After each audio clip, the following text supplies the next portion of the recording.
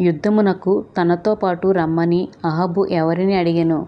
యూదారాజైన యెహోషాపాతును.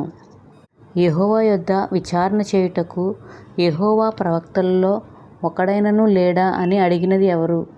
యెహోషాపాతు. మికాయా తండ్రి పేరు ఏమిటి? ఇమ్లా. మికాయా ప్రవక్త మీద ద్వేషము పెట్టుకున్న రాజు ఎవరు? అహాబు రాజు. సిద్కియా తండ్రి పేరు ఏమిటి? కెనయానా. ఇనుప కొమ్ములు చేయించుకొని వచ్చి ప్రవచించినది ఎవరు? సిద్కియా. యెహోవా సెలవిచ్చినదేదో దానినే పలుకుదును అన్న ప్రవక్త ఎవరు? మికాయా ప్రవక్త. ఇశ్రాయేలీయులందరూ కాపరిలేని గొర్రెల వలె చెదరి ఉన్నారని ప్రవచించినది ఎవరు? మికాయా ప్రవక్త. అబద్ధమాడు ఆత్మను అహాబు ప్రవక్తల నోట ఉంచినది ఎవరు? దేవుడైన యెహోవా. మికాయాను చెంప మీద కొట్టినది ఎవరు? సిద్కియా. మికాయాను బందీగృహంలో వేయమని చెప్పిన రాజు ఎవరు? అహాబు రాజు. మారువేషము వేసుకొని యుద్ధం చేసిన రాజు ఎవరు? అహాబు. యుద్ధములో రథాధిపతులు ఎవరిని విడిచిపెట్టిరి? యెహోషాపాతును.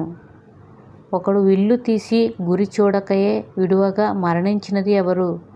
అహాబు రాజు. ఎవరి రక్తమును కుక్కలు నాకెను? అహాబు రక్తమును. దంతపు ఇంటిని కట్టించినది ఎవరు? అహాబు. అహాబు తరువాత రాజు ఎవరు? అతని కుమారుడైన అహజ్యా. యెహోషాపాతు యెరూషలేమును ఎన్ని ఏండ్లు ఏలెను? 25 సంవత్సరములు. యెహోషాపాతు తల్లి పేరు ఏమిటి? అజూబా. అజూబా తండ్రి పేరు ఏమిటి? షిల్హీ. తండ్రి అయిన ఆసా వలె దేవుని దృష్టికి అనుకూలంగా ప్రవర్తించిన రాజు ఎవరు? యెహోషాపాతు. ఇశ్రాయేలు రాజుతో సంధి చేసుకున్న యూదా రాజు ఎవరు? యెహోషాపాతు. రాజు లేనందుకు ఏ దేశము ప్రధాని చేత పాలించబడినది? ఎదోము దేశము. ఏ రాజు ఓడలు బద్దలైపోయాయి?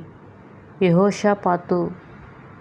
నా సేవకులను నీ సేవకులతో పాటు ఓడల మీద పోనిమ్మని యెహోషాపాతును అడిగినది ఎవరు? అహజ్యా. యెహోషాపాతును ఎక్కడ పాతిపెట్టిరి? దావీదు పురమునందు. యెహోషాపాతు తరువాత యూదా రాజు ఎవరు? అతని కుమారుడైన యెహోరాము.